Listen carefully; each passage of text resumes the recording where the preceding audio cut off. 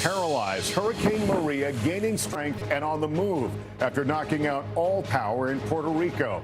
Neighborhoods demolished, streets underwater. We're live in the disaster zone. Signs of life. The urgent search for victims trapped at that collapsed school more than 48 hours after Mexico's earthquake. Tonight, new hope as rescuers pull survivors from the rubble. Punishing North Korea. President Trump's tough new actions turning up the heat on Kim Jong-un's regime. Facebook and Russia. CEO Mark Zuckerberg caving to Congress the sensitive info he's agreed to turn over in the Russia probe. Deadly epidemic. A pharmacy giant taking a stand. What it means for your prescriptions. And birthday wishes. Giving every kid a chance to celebrate their special day. Nightly News begins right now. From NBC News World Headquarters in New York, this is NBC Nightly News with Lester Holt. Good evening and thank you for being with us. 36 hours after Hurricane Maria stormed ashore in Puerto Rico, ripping apart homes and flooding streets, it's possible we have not yet seen the worst of it. That's because entire areas remain cut off this evening. Power is out across the island, communications are spotty, water is running short, and the number of possible casualties is still unknown. Tonight, the millions of Americans there wait as an urgent relief effort kicks into high gear. Let's get the latest from our Gabe Gutierrez. Gabe? Lester, Maria's death toll is now up to 18 across the Caribbean, including one death here in Puerto Rico. But the true extent of the damage is not yet known. Here in San Juan, many roads are impassable and communication systems are down, which means it could take quite a while to get a handle on the full scope of Maria's destruction. Tonight, in the wake of Hurricane Maria, parts of Puerto Rico are desperate. Residents forced to wade through waist-high water to safety. Many areas unreachable by land or by phone, and virtually the entire U.S. territory is without power. Search and rescue operations from multiple agencies in Puerto Rico and the U.S. mainland now underway. Dozens of families rescued during the early morning with just flashlights to guide them in this San Juan community.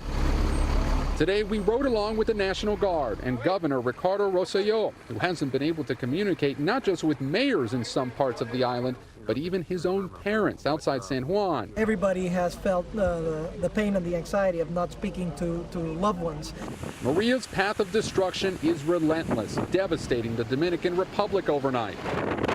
Dangerous storm surge and damaging winds that rip roofs off homes. New video out of St. Croix today shows the extent of the destruction there. You got big trees, big mahogany trees that were rooted out.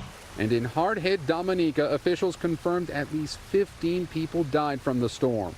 For many in Puerto Rico, the cleanup is just beginning. It is still extremely difficult to get around San Juan, and this is part of the reason why power lines across this area are down. Virtually the entire island is without power. Many roads are impassable, and as you can see, we're just now starting to get our first look at the devastation. Oh yeah, it's too much to do. It's too much to digest in once. Ernesto Padron rode out the storm in his home and today returned to his business to see what's left of it. It's shocking. It's really devastating for us. Like, it's a lot of money in a short time. Early estimates showed the damage across Puerto Rico could total $30 billion. The emotional toll can't be measured. Gabe Gutierrez, NBC News, San Juan, Puerto Rico. This is Gotti Schwartz. Dark days in Puerto Rico expected to last months after Hurricane Maria ripped apart the island's entire power grid. Nearly all of its 3.5 million residents without electricity tonight. Cell phone service so unreliable that people like Angelica Rosario still haven't heard from their family. Oh, we're desperate. Yeah. I have lived here like 35 years and this is too much to handle. She's desperate for any news of her mother. I haven't talked to my mom either, so I'm trying to go to my mom's house. It's sad. The streets are littered with downed power lines, the storm even cracking concrete in half, damaging an infrastructure that was already crumbling. Officials say help is on the way, but a full recovery could take half a year. Which one's going to be worse, the storm or what comes after the storm? After the storm. Terrifying for those standing in line for hours to get gas to power their generator. She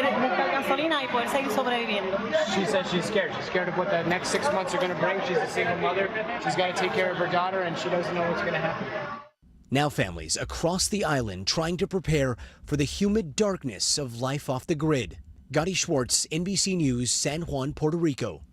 The danger from Hurricane Maria is not over yet. The monster storm regained strength after it struck Puerto Rico. It's expected to cut close to Turks and Caicos late tonight.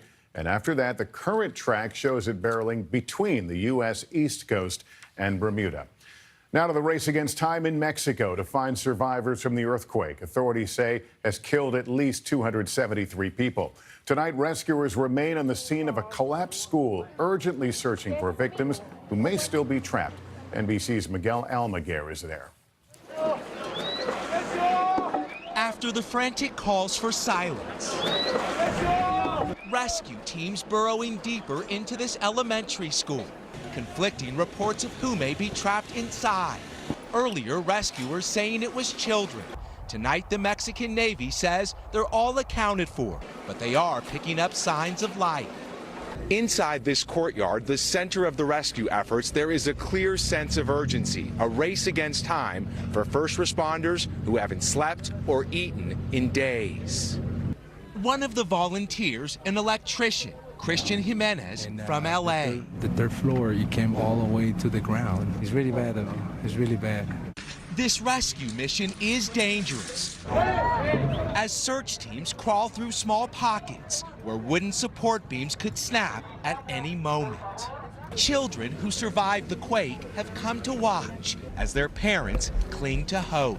I have no words for the family, says Gabriela Rodriguez. It hurts to know their pain. Heartbreak is rattling the region. Businesses and countless homes are now gone. Overnight, 3 people pulled from the rubble, 36 hours after the earthquake. But tears still flood rescue sites. Beatriz Diaz has been looking for her nephew since Tuesday and fears he is still buried alive at work. NBC's Ron Mott traveled to the epicenter, 75 miles from Mexico City. The damage is significant. Everything from this 300-year-old church to more than 2,000 homes damaged or destroyed, even a crucial roadway in and out of town. One businessman says it will take decades to rebuild. The heartbreak is why they need hope. Tonight, this country watching more than just a rescue. This is a fight for survival. Here at the rescue pit, they are pushing some first responders away. They're concerned that this school could collapse on rescue teams below. Meantime, they are still looking for any signs of life inside that building below. They say survivors can only last about 4 days in the rubble. Lester? All right, Miguel Almaguer tonight. Thank you. President Trump imposed new economic sanctions on North Korea today in an effort to drive the regime to the bargaining table to negotiate its nuclear program. Kim Jong-un with a fiery response late tonight, calling Trump's UN speech mentally deranged. Our White House correspondent Kristen Welker has details. A united front at the UN today as President Trump ordered some of the toughest sanctions yet against North Korea, flanked by the leaders of Japan and South Korea. Our new executive order will cut off sources of revenue that fund North Korea's efforts to develop the deadliest weapons known to humankind.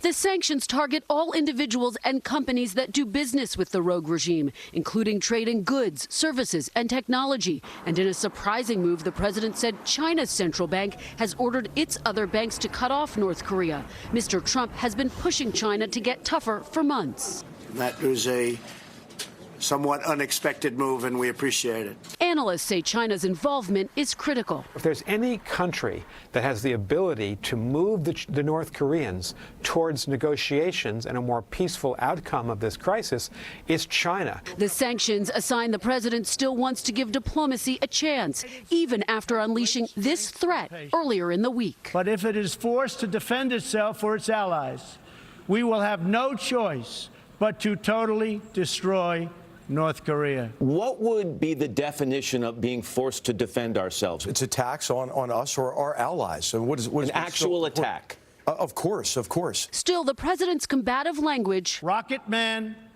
is on a suicide mission for himself and for his regime, prompting North Korea to compare him to a dog barking. The rogue regime has escalated tensions by testing 22 missiles since February, including a nuclear bomb in recent weeks.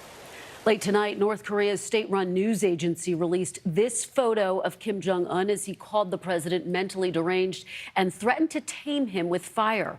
Earlier in the day, President Trump was asked if dialogue was still possible. He responded, why not? But for now, the war of words continues. Lester. All right, Kristen Welker tonight. Thank you. A big announcement today from Facebook after being accused of not doing enough to stop Russia from influencing the 2016 election. The social media giant today bowed to pressure from Congress, agreeing to turn over thousands of ads to investigators in the Russia probe. NBC News business correspondent Jolene Kent has late details. Tonight, CEO Mark Zuckerberg says Facebook will hand over 3,000 ads linked to Russia to both Congress and special counsel Robert Mueller. We're looking into foreign actors, including additional Russian groups and other former Soviet states, taking new steps to find out how Russia may have interfered in the 2016 presidential election through targeted advertising on Facebook. Any attempted interference is a serious issue. The company adding it's possible that more ads from Russian or other foreign actors will be found in their ongoing internal investigation. Senate Intelligence Committee ranking member Mark Warner responded, tweeting, important and absolutely necessary first step. The American people deserve to know the truth about Russia's interference in the 2016 election. I wish I could tell you that we're going to be able to stop all interference, but that just wouldn't be realistic. But we can make it harder. We can make it much harder. And that's what we're going to focus on doing. But Zuckerberg will not release what his company has found to the public. Instead, Facebook will hire 250 new staffers to increase scrutiny of advertisers and disclose who pays for the ads. Jolene Kent, NBC News, Los Angeles. As the Republicans try to find the votes for their latest attempt to repeal Obamacare, a war of words continues between the sponsors of the bill and a late-night TV host. But who is correct when it comes to a key part of the bill regarding coverage for pre-existing conditions? NBC's Casey Hunt has a reality check. Republican senators fighting over the facts of their new health care plan with a late-night comic. Am I not understanding the part where states would be allowed to let insurance companies price you out of coverage for having pre-existing conditions? Senators Bill Cassidy and Lindsey Graham insist their bill meets the Jimmy Kimmel test, guaranteeing affordable coverage for people like Kimmel's son Billy, born with a rare heart defect. So we're going to give flexibility to cover sick people, but sick people will be covered. So who's right? Mouse. Teresa Bohannon would like to know.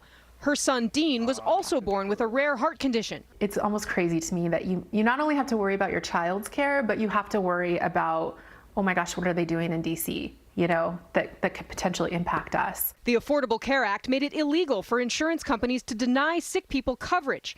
That ban would stay in place. But Obamacare also outlawed charging sick people dramatically higher premiums. And under this bill, individual states could decide to change that. The state just has to say that it intends to maintain affordable, adequate coverage, but it doesn't have to say how it's going to do it. It doesn't have to provide any evidence at all that it will do it. That could devastate the Bohannon family. They're already collecting donations to pay for their son's coverage, just in case. Casey Hunt, NBC News, the Capitol. Another major cyber attack to alert you to, this time against Wall Street's top regulator, the Securities and Exchange Commission, under fire today after admitting a database was breached in 2016 and that hackers may have been making illegal trades up until last month. This just 2 weeks after Equifax revealed a hack impacting the personal information of nearly half the U.S. population. Still ahead as we continue tonight, a major drugstore chain puts sharp limits on opioid prescriptions in a new effort to control the addiction crisis. Also, do ballparks need to do more to protect fans? New concerns tonight after a foul ball hit a girl at more than 100 miles an hour. For adults with advanced non-small cell lung cancer, previously treated with platinum-based chemotherapy, including those with an abnormal ALK or EGFR gene who've tried an FDA-approved targeted therapy, here's a question. Who wouldn't want a chance for another? Who'd say no to Who wouldn't want a chance to live longer? Opdivo, nivolumab. Opdivo demonstrated longer life versus chemotherapy. Over 40,000 of these patients have been prescribed Opdivo. Opdivo works with your immune system. Opdivo can cause your immune system to attack normal organs and tissues in your body and affect how they work. This may happen anytime during or after treatment is ended and may become serious and lead to death.